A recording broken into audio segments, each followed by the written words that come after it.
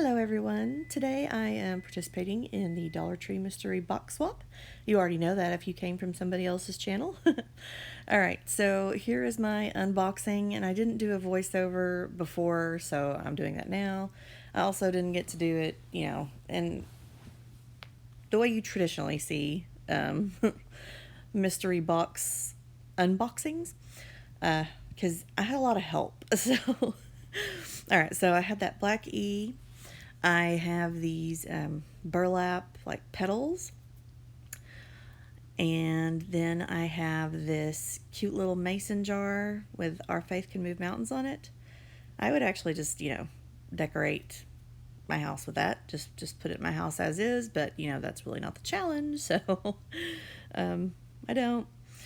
And I had to there's my son just stole those. All right, so I had those two picket fences. One says home, one says love, and they have hooks on them. And then I have these two rolls of ribbon. I think the rolls of ribbon are the only things that I just don't end up using at all.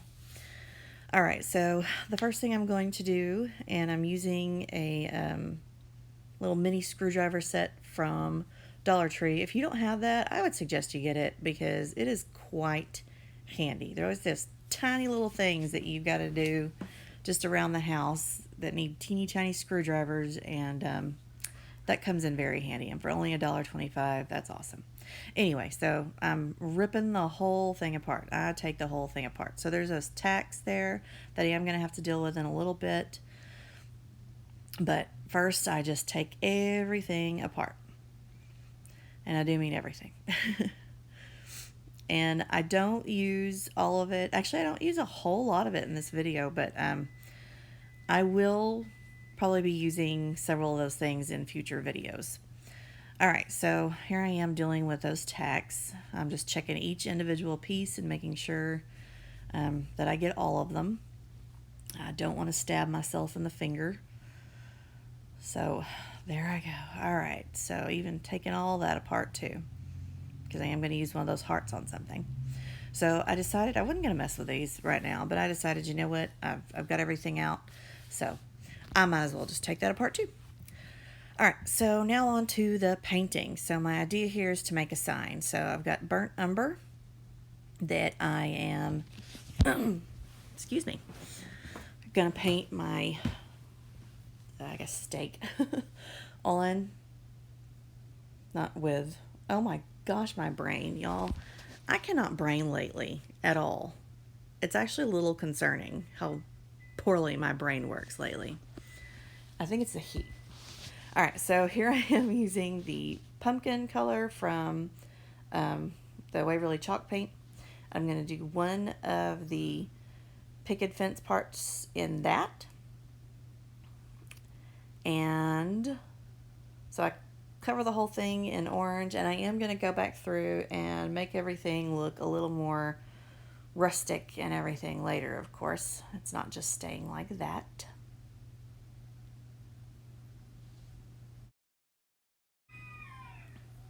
For my other picket, I'm going to use this moss green, and I'm kind of getting as much of the brown off of my paintbrush first, because I'm just using that paintbrush again. I didn't mind there being, a little bit of brown in there, to maybe make it a little bit darker.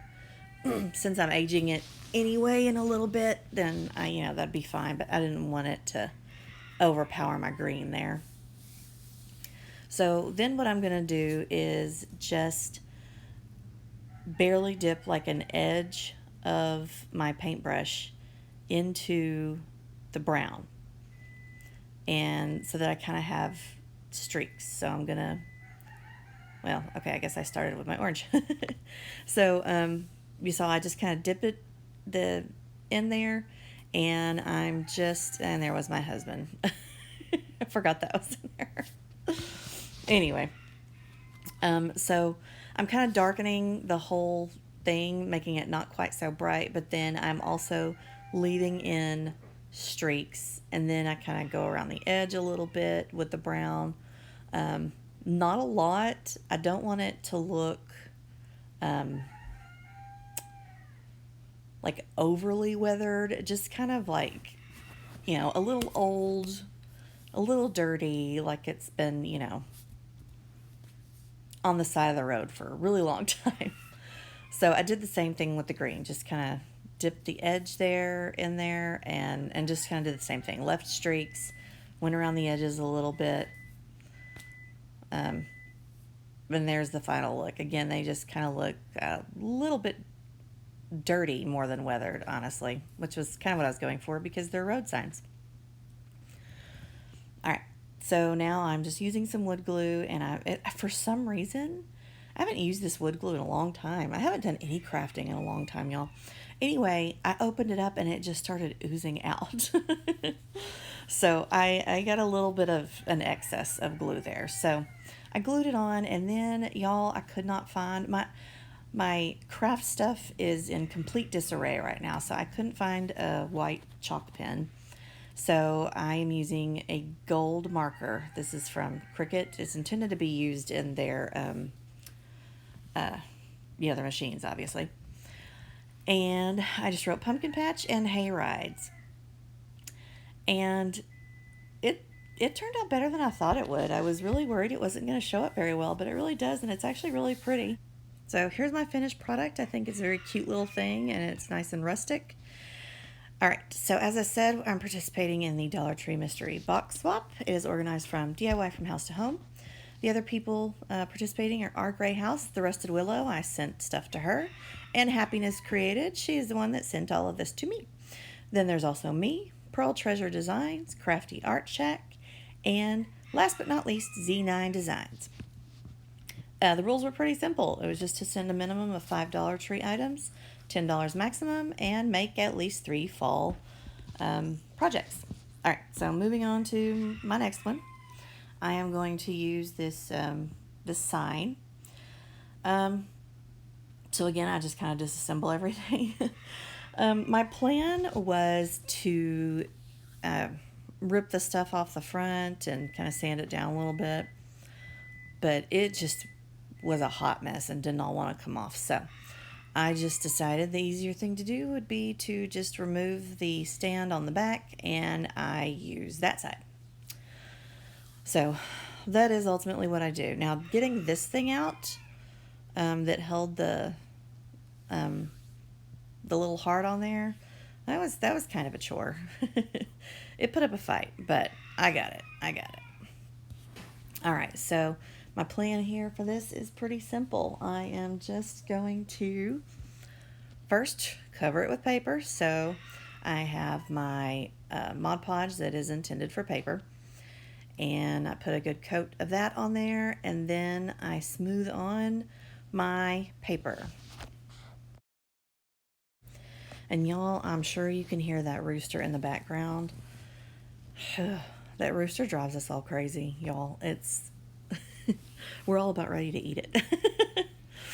Anyway, all right.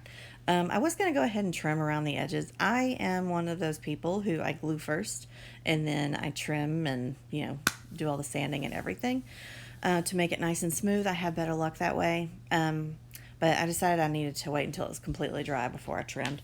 I usually don't put a whole sheet of paper on there like that. I usually do get it close to the size of the object that I am covering, but this time I just didn't. Anyway, so then, and this is how you get a nice smooth edge, is you go around with sanding paper or an emery board and just sand off the edges. And I guess I had a lot of excess Mod Podge in some spots because I had to sand off a good bit of that too. All right, so the next thing I want to do is I want to use those petals and kind of make a flower in the middle. Well, I just kind of wanted all I wanted, y'all, was just a little circle in the middle, just as kind of a guide. But I couldn't find a pen. It took me forever. I actually left out some footage of me going through, trying to use several different pencils and pens and stuff. Finally found one that worked. And I'm using this glue. It's a Tombow Mono Aqua something or another. It's good, but it's not ideal for this. Really, the best glue would have been hot glue. But of course, and if you watched many of my videos, you know that I often can't find my hot glue gun. That thing is the bane of my existence, my crafting existence anyway. I never can find it when I need it ever. I don't know what happens to it anyway. I guess it would help if I were a more organized person. But in my defense, right now my craft room is a big hot mess in like 2 different rooms. So I'm just making do. In fact, there were several things that I could not find in trying to complete this video. Anyway, enough of rambling about that. I'm sure that was more than enough, actually. So I went around with the lighter burlap first and just did 5 petals. And then I took the smaller size of the darker and, just kind of overlap them so that they set between the 2 larger ones. And then I'm going to plop this heart on here. Now, this guy, I just did not know what to do with that top part. I really wanted to use the top that was on there originally. And what I should have done was just not try and rip any of that stuff off at all. Just sand it a little bit and put my paper over that and left the metallic looking top. But instead, I went about it the most difficult way possible because I work harder, not smarter, y'all. So this is what I ended up doing with the top, and it just did not have this effect I was hoping for. I used a silver pen and then went over it with a shimmer pen. So that's what I got. All right, so moving on to this E. Now, I don't know that this was necessarily what Ellie from DIY from House to Home was thinking, but Halloween is a part of fall. So, and one of my favorite parts of fall. I love Halloween. So I decided to, since it was black already, I decided to just make this a Halloween DIY. And this is by far the easiest one. So just Mod Podging again, just using my old handy dandy paper Mod Podge, and I'm sticking some Halloween paper over my E, and that's, that's more or less it. So, obviously I have to do the trimming and the sanding and all of that kind of stuff, and I gotta get those beads back on there, which that was not the most fun thing ever, but it wasn't difficult or anything. It just, I don't know, cumbersome. So I did go around the edges here, and I did even kind of, sand along the side just to kind of rough up that black a little bit so it wasn't quite such a stark black on the edges, so it would match a little bit better with the paper. And here, that's, it's best to trim it close, but if you have a big old chunk like I did there, you can sand it off. So just wanted to show you all that. All right, so here I am again with these screwdrivers. There's a teeny tiny little hole there, y'all. So I poked through the backside first so that, I wouldn't miss and end up tearing my paper. And then I went through the front just so it looked a little neater. So, there was no way that was going back on there as is. So I had to restring all my beads. I'm sure there's an easier way of doing this. And I do have needles, but guess what? I can't find my needles. I know that's a shocker. Oh my gosh, y'all, that rooster. And it's all day. It's all day. It's not just the morning. He has not learned yet that he's supposed to be doing this in the morning. He does it all day long. All day long. Anyway. So I got all my beads strung. I used the screwdriver again to push my thread through. And then I'm just going to tie it off. So like I said, super easy peasy. That one was the easiest one. Not that any of them were difficult. They were all really easy. And obviously all really inexpensive. All right, so there is my finished E. I will probably just hang it on a doorknob or something like that during Halloween time. Or maybe around a lamp, not sure.